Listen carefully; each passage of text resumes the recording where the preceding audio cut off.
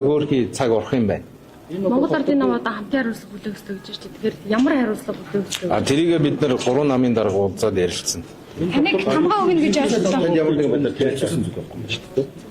Хоёр намын даргатай уулзсан. Яг ерөнхий сайд юу хэлсэн бэ гэвэл бид нар одоо бүлэг дээр их олон гишүүн ардчилсан намыг засгаас гаргах тухай ярьлаа. Тэгэхээр бол бүлэг бол шийдвэр гаргадаг юм биш ээ. Намын баг хурал хамтраг шийдвэрээ гаргасан. Тийм учраас намын баг хурал дээр энэ асуудлыг ярья л гэсэн. Тэгээд тэр тухайн үеийн бүлгийн хурлын протокол байгаа байх. Бүлгийн хурлаасаа үндсэндээ бүлэг урдуур нь ороод намынхаа өмнөр ороод шийдвэр гаргаж болохгүй гэдэг ийм асуудлыг ерөнхий сайд тавьж тэр хүрээндээ намын баг хурал нь хуралдсан. Намын баг хурал бол бүлгийнхаа гаргаж ирсэн, гаргах гэж ирсэн шийдвэртэй ойролцоо шийдвэрийг гаргалаа. 66% гарсан гэж ойлгосон.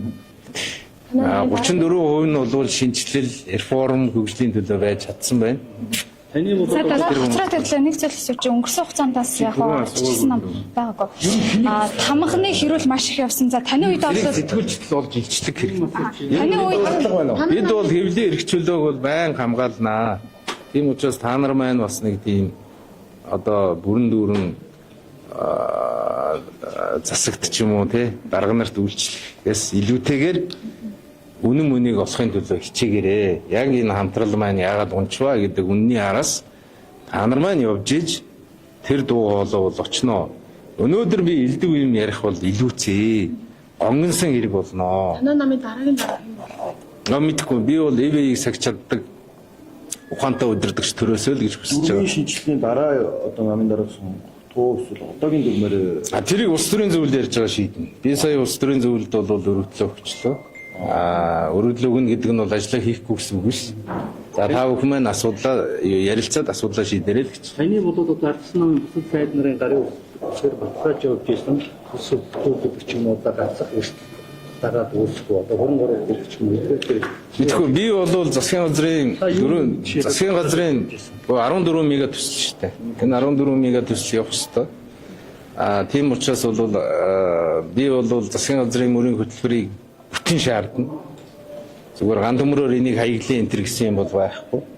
Гэтэ нэг нуугүй хэлэхэд миний хүсэжсэн зүйл бол эдийн засаг бол нэг хүнд оногдох дотоодын нийт бүтээгдэхүүн $10,000 төрхийг би мөрөөдсөн.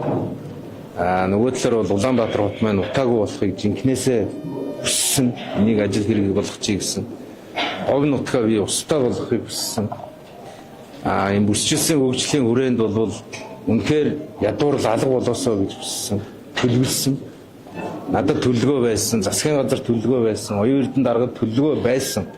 Энэ төлөвлөгөө өнөөдөр тасрахгүй байгаасаа л гэж хүсэж байна. төлөвлөгөөнийхөө хүрээнд та хоёр нь ажиллаж чадсан гэж үздэг. Чадсан. Бүрэн дүүрэн хэрэгжүүлсэн. Би бол тэрэнд бол бахархан. Жагсаалтын нэр дэвшүүлэлтийг анхаарах хэрэгтэй нэ гэж та хэлсэн шүү дээ тийм ээ. Тэгэхээр энэ нь бас өнөөдрийн магадгүй хамтарсан сансар ардчилсан намаа гарах нэг шалтгаан болж байна. Гэхдээ шалтгаан биш л дээ. Ер нь цаашдаа бол Монгол Ардын намын жагсаалтын гишүүд ч гэсэн одоо яг намынхаа гаргасан бодлогыг сүрсэн улс төрийн үйл ажиллагаанд оролцдог ийм зүйл явах юм бол төр засаг их тогтворгүй болох юм байна. Нөгөө хариуцлага хүлээх субъектгүй болно. Нам өөрөө тэр хүнтэйгээ хариуцлага тооцдог байх ийм одоо эрхцээ орчин руу шилжихгүй бол болохгүй байна.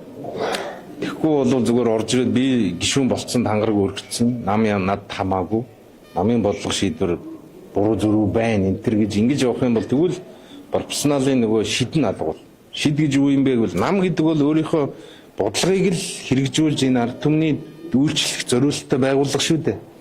Тэгээ ард түмэндээ бид энэ 4 жилд ингэж үйлчлэе гэж зарлчаад байхад тэрийг зөрөөд байна гэдэг бол тэр байр суурьнд очиулахын тулд тэр хүний гишүүн болгоо ёстой. Бусад хүмүүс бол үйлээ үзэж байгаа гишүүн болж байгаа шүү дээ.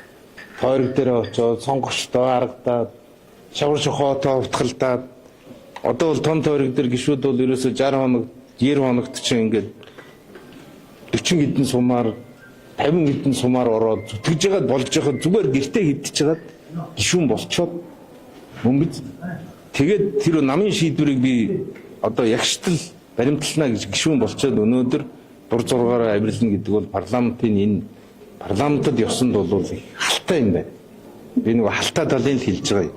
Түүнээс айхтар тэр хүмүүсийг буруутгах байх надад хүслaalга. Яг гэвэл бид тэр эрх зүйн зохицуулалтуудаа сайн хийгээгүй учраас ийм зүйл гарна. Хүндээ биш. Тийм учраас хүнд юм болгоно хуулиндаа л байдаг шүү дээ. Эрх зүйн орчинд л байдаг.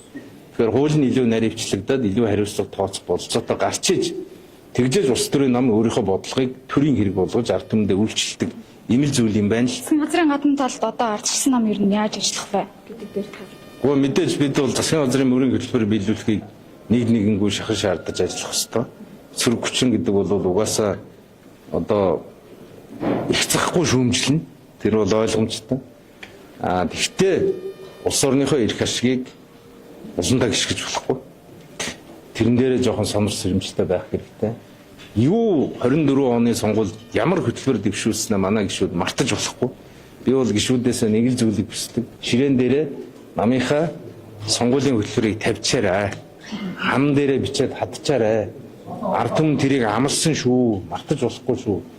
Түүнээс биш ард түмэнд ардын намыг алаад өгье гэж сонгогдсон байхгүй шүү дээ бид нар. Бид нар бол өөрчлөе, солио, шин бодлого гаргая гэж бодлого л танилцуулсан. Бодлогын л уралдаанд орсон шүү дээ. Түүнээс хин нэгний одоо ясын цайлгад өгьегээгүй үстэй.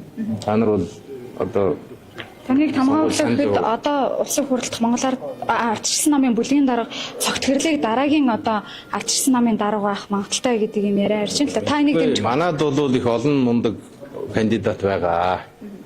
Би бол ямар нэгэн хувилдаанаар хин нэгнийхэн талд ормооргүй байна. Одоо сайхан чөлөөтэй яриад энэ ЭВИ-ийг сахиж институт болох ажлыг хийж чадах ухаантай хүн байна уу гэдгээ манай гишүүд яриад олон сайхан ухаантнууд дундаасаа сайн сонголт хийгээд цаашаа яваасаа гэж бодож байна. Үүнээс биш одоо Монгол төрийг мартаад, Монголын ард түмнийг мартаад зөвхөн манай нам л одоо фэнүүтэй байна гэд гүөх юм бол Монгол орн маань хүнд байдал байгаа шүү. Нөхцөл байдал тийм амар зүйл биш вэ шүү. Тэр нөхцөл байдал гэдэг чинь маш их ажиллагаа шаарднаа. Яг үнийг хэлэхэд би намын даргын хувьд одоо 2 жил болж байна. Нэг ч өдөр амраагүй. Ингэж ажиллах тийм сэтгэлийн тэнхээтэй. Энэ зүйлд өөрийгөө өгч чадах хүн л гараасаа л гэж одоо залбирч байна. Нэг 3 гишүүний бүртгэлийн асуудал яриадсан тэр хариуцлагатаас гарсан ярьсан байгаа юу? Намаас асуугаа. Баггүй. Тийм баг. Хариуцлага тооцох юм уу? Хариуцлага би бол өөрөө миний онцлог гэж юм байна шүү дээ. Би өөрөө ЭВИ-ийг сахисан. ЭВ нэгдлийг хангасан намын дарга байхгүй юу? Тийм учраас бол миний хүсэж байгаа зүйл бол энэ нам бүтэн байгаасаа л гэж хүсэж байгаа.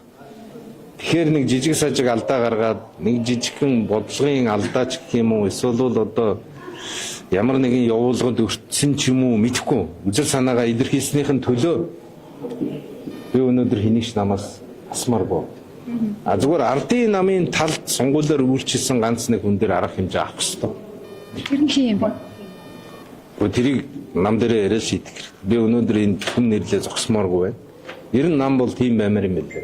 Сонгуулийн үед намынхаа талд байж чадж байгаа хүмүүсээ та нар мэдж байгаа үстэй сонгуулийн үеэр л намаа муулаад исэн нэг хэсэг нөхдөд байна уу?